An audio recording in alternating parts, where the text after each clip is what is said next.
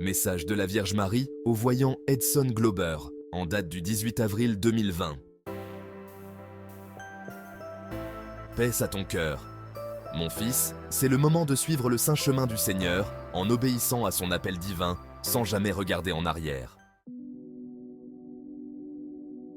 Regardez toujours devant vous, vers le cœur de mon fils, qui brille d'amour pour vous et pour le monde entier, mais qui n'est ni aimé ni adoré par beaucoup. Mon fils, de grands changements surviendront dans l'Église qui feront saigner le cœur de mon divin Fils, pour les erreurs qui enseigneront aux âmes qui perdront la foi et se refroidiront dans leur amour pour mon Fils Jésus, n'ayant plus de respect pour lui ou pour ses saintes œuvres de Dieu. L'amour et le respect pour le saint disparaîtraient presque du monde si le Seigneur n'épargnait pas son petit reste qui l'adorera et le servira en vivant sa foi et sa fidélité à l'Église de mon Fils au milieu des croix, des douleurs et des persécutions. L'union et la prière de mes prophètes actuels sont nécessaires en ces temps difficiles et cruels où Satan, par l'intermédiaire de ses agents maléfiques, fait la guerre aux saintes œuvres de Dieu, voulant faire taire et détruire tout lieu de mes manifestations célestes faites par moi sur terre pour le bien et le salut de beaucoup de mes enfants. Ne te tais pas. Dis-le aussi à tes autres frères. La vérité doit être proclamée avec force et courage. Faites confiance aux paroles et aux promesses du Seigneur, car elles se réalisent toujours pour la libération de son peuple et le bien de ses serviteurs dévoués, qui ont toujours été unis à son divin cœur et sont entrés dans sa pensée divine, pour comprendre et réaliser son volonté divine dans ce monde.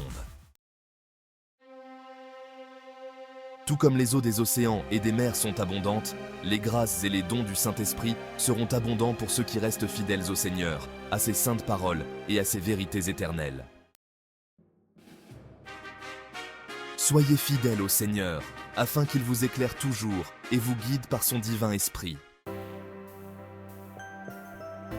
Ce que le Saint-Esprit fera pour ses prophètes, pour ses disciples et les fidèles de sa sainte Église, l'Église fondée et léguée par mon divin Fils, aucun œil humain n'a jamais vu ni été témoin d'aussi grand don de sa grâce. Ce sera quelque chose d'unique que de détruire toutes les œuvres des ténèbres de Satan, de confondre et de massacrer tous ceux qui travaillent en faveur de ses projets maléfiques. Priez, priez mon fils, en communiquant toutes ces choses à vos frères, vous vous sauverez ainsi que tous, étant un bon serviteur de mon Fils Jésus-Christ, qui vous a choisi et vous a appelé à ces temps, la fin des temps, avec le grande purification et renouveau de toute l'humanité, de l'humanité devenue aveugle, sourde et muette à Dieu, et qui souffre actuellement, à cause de sa désobéissance et de ses infidélités au Seigneur. Je vous bénis et vous donne mes grâces pour que vous compreniez toujours les désirs et les douleurs de mon cœur immaculé. Ayez la paix de mon Fils Jésus et ma paix. Recommandez cette doctrine à vos frères et vous serez un bon ministre de Jésus-Christ, nourri des paroles de foi et de la saine doctrine que vous avez suivie avec précision jusqu'à présent. Exercez-vous à la piété.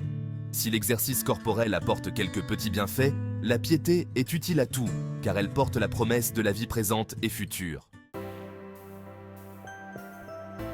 Voici une vérité absolument certaine et digne de foi, si nous travaillons dur et subissons des outrages, c'est parce que nous avons placé notre espérance dans le Dieu vivant, qui est le sauveur de tous les hommes, spécialement des fidèles.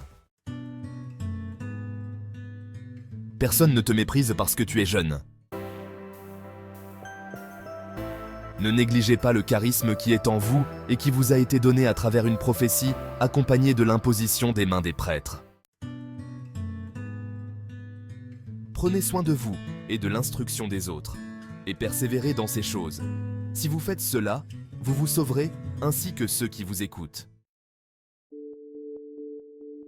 Cela est noté dans la Bible, Nouveau Testament, première lettre Timothée chapitre 4, versets 4 et 16.